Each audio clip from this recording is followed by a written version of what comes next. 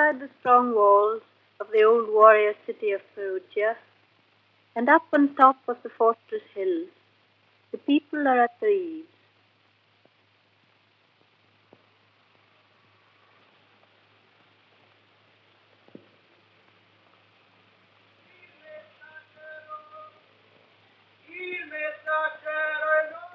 It is the Mediterranean custom to take a daily walk at a certain hour in a certain place. So everyone strolls in the course of an ucci twice a day.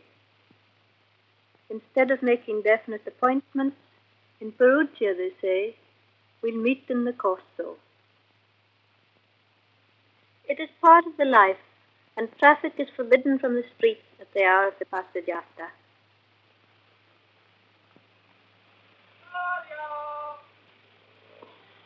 Giornale d'Italia, è arrivata l'edizione straordinaria. Every year, people come from all over the world to study in this quiet town. An 18th century palace that used to be the home of Count Gallenga is now the Italian University for Foreigners. ¿Tomó usted apuntes de la lección? No, no tuve tiempo, estaba muy ocupada. ¿Le certainly do a lot of climbing around here, don't we? Pero los tengo tan incompletos que realmente no vale la pena. Professor Guarneri conducts the beginner's course for those who come here knowing no Italian at all. By his direct method, he teaches them to speak the language immediately, so they learn Italian while actually using it. What's this, he says? Is it a book? Is it a pencil? No, non è un libro, né una matita, ma è una penna. E questo, che cos'è? È una matita.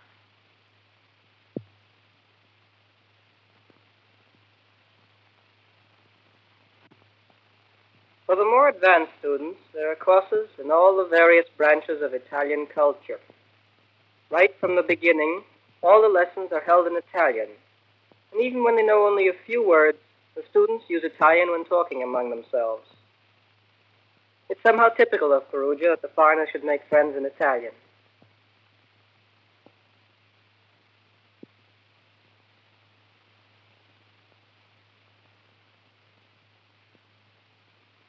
On Saturday afternoons, Professor Cristofani takes the students on tours to see the city itself. The Rocca Paolina is the remains of a fortress built by Pope Paul III to help him to suppress the highly independent people of Perugia.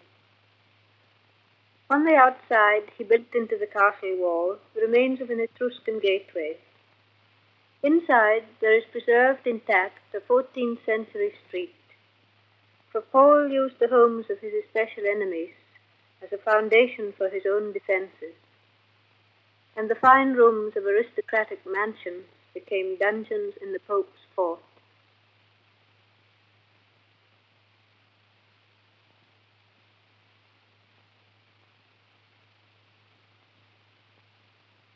Out in Perugia, the streets look much the same. There's been a change in the character of the people. In the old byways where families used to fight against each other or against enemies from other cities, they work at their individual crafts, quietly independent and no longer violently so.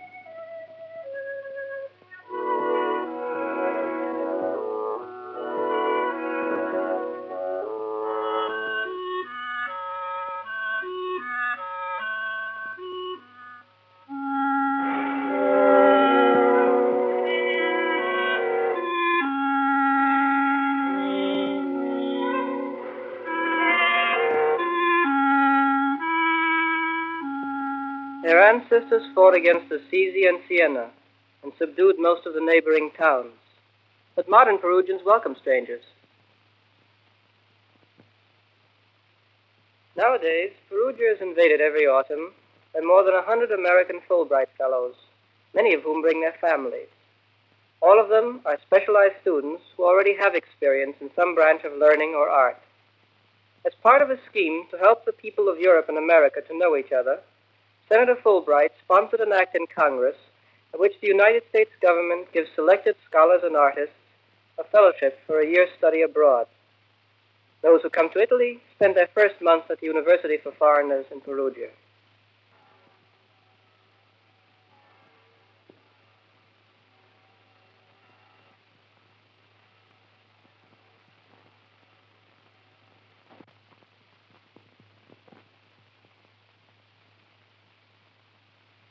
Perugia looks medieval still, but it is much older even than that. It was an important Etruscan city, and those happy, mysterious, warlike people built its first defences, the colossal walls which still give Perugia an austere and rigid appearance.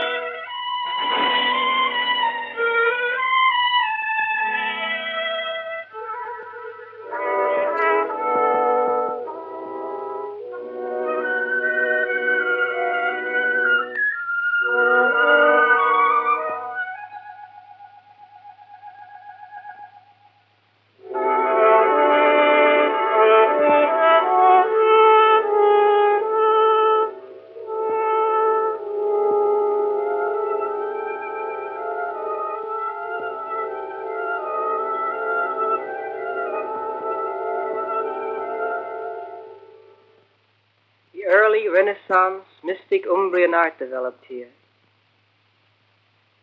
Pietro Vannucci painted here. He's called Perugino. Young Raphael studied in the studios of Master Perugino, and his earliest fresco is in Perugia. Artists in stone and bronze, like Niccolo and Giovanni Pisano and Arnolfo di Cambio, worked here.